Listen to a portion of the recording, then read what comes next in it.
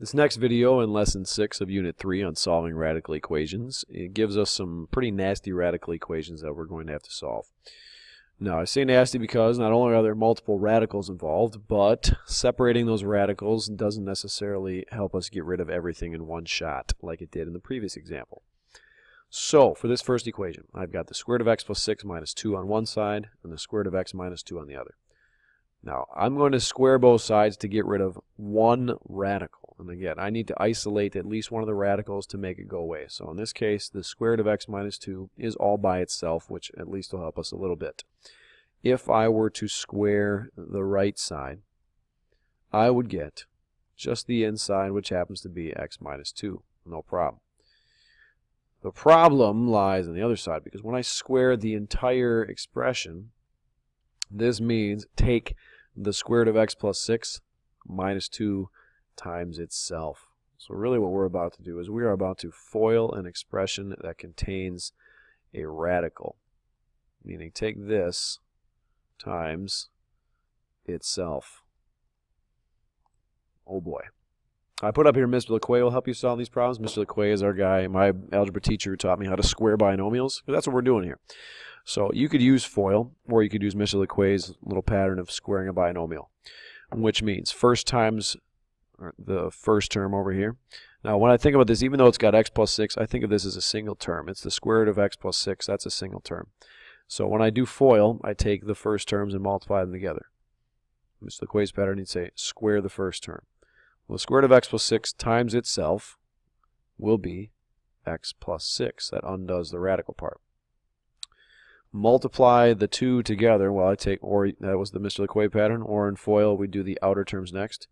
Well, that's going to be negative 2 times the square root of x plus 6. No distribution because one's inside of the radical and negative 2 is not. Multiply the two together, double it. Well, it's because when I do the inner terms of FOIL, I have the exact same thing show up. Again, a negative 2 times the square root of x plus 6. And then finally, with FOIL, we do the last terms, or as Mr. LeQuay would say, square the second term. Negative 2 squared is positive 4. So when all is said and done, that's my left side of my equation simplified. Right side is still x minus 2. Put these two radical terms together. They are like radical expressions. Same root, same radicand. So I add the coefficients together. Negative 2 and negative 2 make for a negative 4. So I have negative 4 times the square root of x plus 6. Some other things that I might simplify in this step is I might take the 6 and add it to the 4.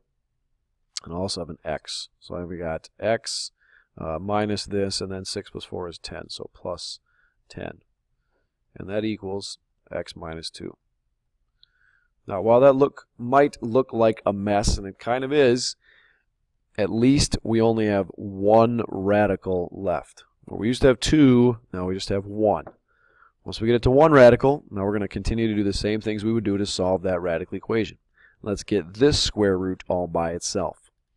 To do that, I would, in this case, subtract an x here, and maybe subtract a 10 here. Do that from both sides. Subtract x, subtract 10. X minus x is 0. Still got negative 4 times the square root of x plus 6. 10 minus 10 is also 0. That goes away.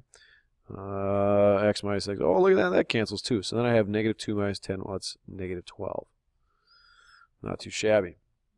Still working to get rid of the radical. Let's get it by itself. Next step would be to divide by negative 4. Divide this by negative 4. We're going to have positive 3. So I have the square root of x plus 6 is equal to 3. So we've come a long ways as we simplify and solve this equation. Our next step would be to get rid of the radical. Now the radical is all by itself. Let's get rid of it by squaring both sides. Squaring the square root leaves me with just the inside, which is x plus 6. And 3 squared on the right side happens to be 9. Final step. Let's subtract 6 from both sides to get x by itself. When all is said and done, we get x is equal to 3. So I'll circle it, but understand I need to plug it back in to make sure it really works. Let's plug in 3. 3 plus 6 is 9. The square root of 9 is 3.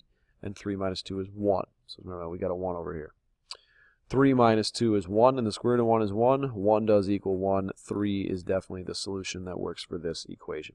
So again, pretty difficult one because I have to square a binomial, but certainly one that is still doable.